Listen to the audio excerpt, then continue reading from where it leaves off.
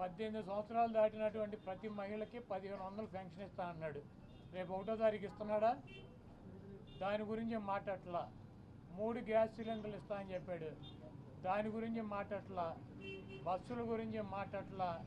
అదేవిధంగా బీసీ కానీ, ఎస్సీ కానీ, ఎస్టీ కానీ వర్గాలకి 50 సంవత్సరాలు దాటిన వాళ్ళకి పెన్షన్ ఇస్తానని చెప్పాడు సూపర్ 6లో. దాని గురించి మాట్లాడట్లా. అది ఎప్పుడు ఇస్తాడో చెప్పట్లా.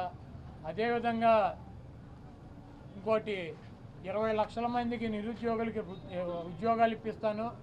ఉద్యోగాలు కనుక ఇప్పించలేకపోతే ఈ లోపు 3000 రూపాయలు నిరుద్యోగ వృత్తి కూడా ఇస్తానని చెప్పి సూపర్ 6లో పెట్టాడు.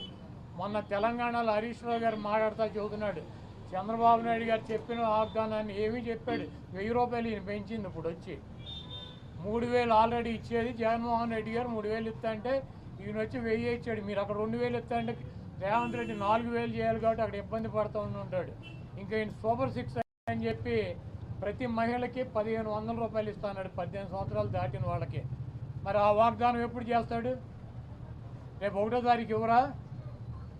కాబట్టి తెలుగుదేశం పార్టీ ఆయన ఇచ్చినటువంటి వాగ్దానాలను, చంద్రబాబు నాయుడు చేసినటువంటి వాగ్దానాలని పక్కదారి పట్టించడానికి ఊరికినే నిన్నేమో పోలవరం వెళ్ళి వచ్చాడు సోమవారం, మళ్ళీ గురువారం ఏమో అమరావతి వెళ్ళి వచ్చి అక్కడ ఎన్ని తిరిగి ఈయన కాలక్షేపం కబుర్లు, కాలక్షేపం మాటలు, ఊరికినే ఆయన వెళ్ళి అటు ఇటు తిరిగి రావటం తప్పించి ఎప్పుడు నువ్వు సూపర్ 6 అమలు చేస్తున్నావు స్పష్టంగా చెప్పాలని చెప్పి మేము డిమాండ్ చేస్తున్నాం.